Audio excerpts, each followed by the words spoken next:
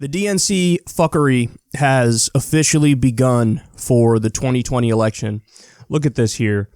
Mike Bloomberg gave the DNC $300,000 2 days before he entered the 2020 race, and now the DNC is changing its rules in a way very favorable to Mike Bloomberg. Guys, they're not even hiding it. They're not even giving us the respect of saying, let's be clever about this. They're not doing that. So I'll give you some more specifics here. Mike Bloomberg donated $300,000 to the DNC, and what he did is to be specific, I think it's actually $106,000 three separate times he donated to three separate branches of the DNC. So it's the legal maximum. There's one fund which is for lawsuits. He gave $106,000 there. There's one fund for something else, $106,000 there. Basically, the simple way of thinking about it is there's three branches to the DNC. The DNC has three branches. The RNC has three branches. He went in there and said, I'm just going to give the most I possibly can. And so it's about $300,000 spread out over three different branches. If you think that this is just like, him doing it out of the kindness of his heart, I have a bridge to sell you. I mean that. I don't know if anybody's that naive to think that that's actually what happened here.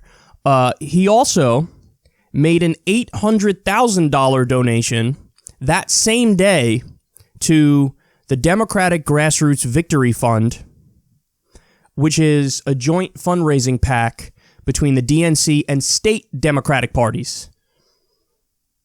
So, really what he did is over $1 million donation to the Democratic Party on the same day. And now, what the DNC did to help him is they said, hey, I know that for our debate rules, in order to qualify, you had to have, I believe the number was over 225,000 individual donors. And the idea behind that is, well, that shows that you actually have grassroots enthusiasm. So it's not just about, is it big money fundraising? Can you get a lot of corporate PACs to back you or billionaires? No. It's like, okay, but how about the people? Do the people like you enough that, Dave and Jeff and Barbara and whoever, Karen decided, I'm going to donate $5 to him. I'm going to donate $20 to him, whatever it might be. They got rid of that rule. Now there's no individual donor rule.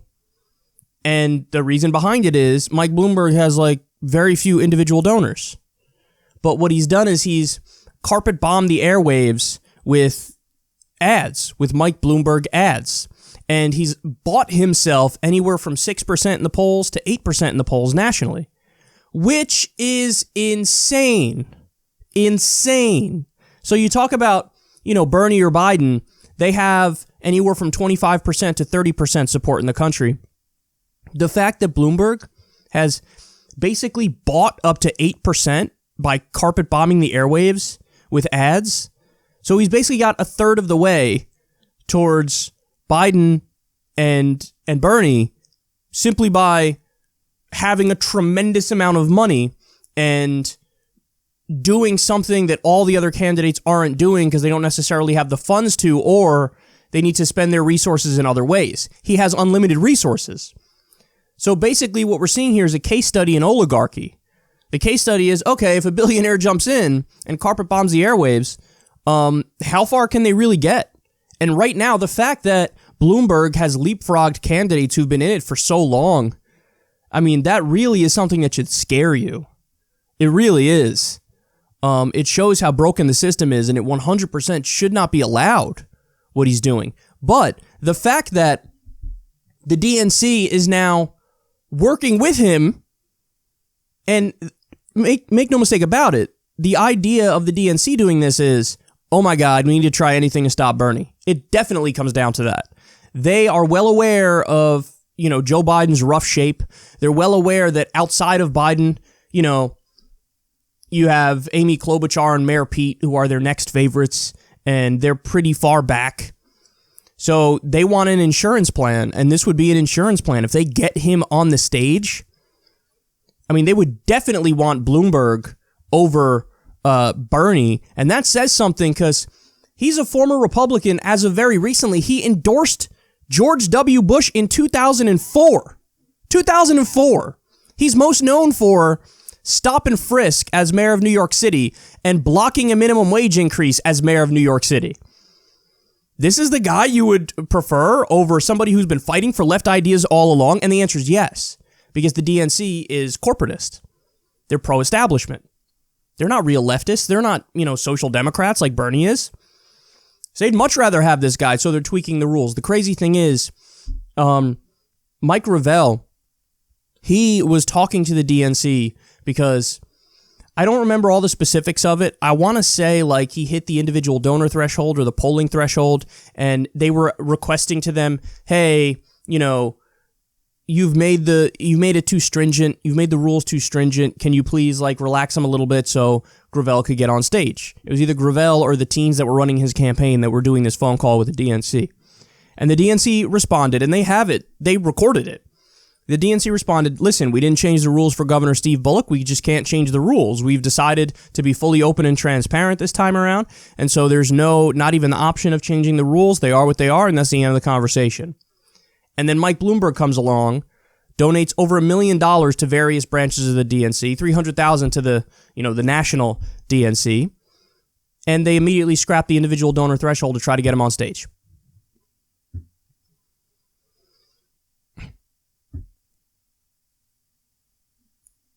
They couldn't, if they tried, make the DNC look like more of a parody. I mean, everybody knows the view of the DNC that's prevalent is, they're just like a beyond hope, corrupt, corporatist institution, and they're useless. And all they do is get in the way of their own voters, and they block change. And then they come along, and they couldn't prove it anymore if they tried. They are like a comic book villain. And then Tom Perez had the nerve to go out there and say, in relation to a different story, no, we would never change the rules. And everybody was like, bro, you literally just did for Michael Bloomberg. What are you talking about? They have this weird, holier than thou smug attitude, and they act like any criticism of them is illegitimate. But at the same time, they're not even hiding the worst aspects of what they're doing. Is this what you want the Democratic Party to be known as? The sellout to billionaires organization? Because that's what you're doing here. There's no ifs, ands, or buts about it. And fact of the matter is, they cannot raise money through small dollar donations because the small dollar donors are going to Bernie, and everybody knows that the DNC screwed Bernie last time. So, if you wanted to be in a better financial situation, perhaps don't screw over a wildly popular candidate who's in your own party. They have nobody to blame but themselves. It reminds me of Hillary getting mad at Bernie because of how the primary went. It's like, well, you should be mad at yourself for doing the things that he was accurately criticizing you for. It's the same thing for the DNC. You can't raise small dollar donations. Gee, I wonder why. Maybe stop doing the things that make small dollar donors hate you. Maybe that. But here we are.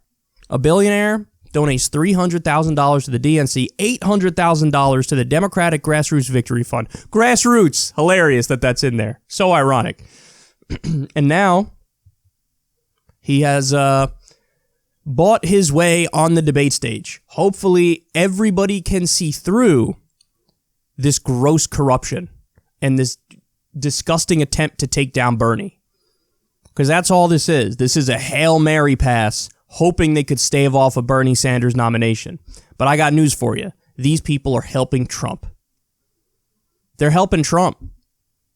Any effort from the DNC to screw over Bernie Sanders helps Trump by definition, because in my estimation, all the other candidates are much weaker versus Trump. If you run Bloomberg versus Trump, that's like a 70% chance that Donald Trump wins. If you run Bernie versus Trump, Bernie's the favorite. Biden versus Trump, again, I put Trump at like 65% to beat Biden. So they would rather roll the dice on a Trump second term than allow the will of the voters to be upheld and allow Bernie Sanders to win this thing. So just keep that in mind, man. They're not your friend. And it's not my fault for pointing that out. It's their fault for taking these actions, accepting that money, changing the debate rules. Because I could already foresee the centrist neoliberal, unity screamers, because that's what they'll do. They'll try to chastise me and berate me. Yeah, you don't believe in unity. What about your unity? What about that? What about unifying behind the most popular senator in the country, Bernie Sanders? What about unifying behind his agenda, which is overwhelmingly popular according to every opinion poll? What about that? What about not kneecapping the grassroots enthusiasm? What about not changing the rules to get a billionaire on stage? What about not taking billionaire money? What about that? Don't talk to me about unity. So it is infuriating and it's disgusting, and hopefully everybody could see through it, and I hope you guys spread the word.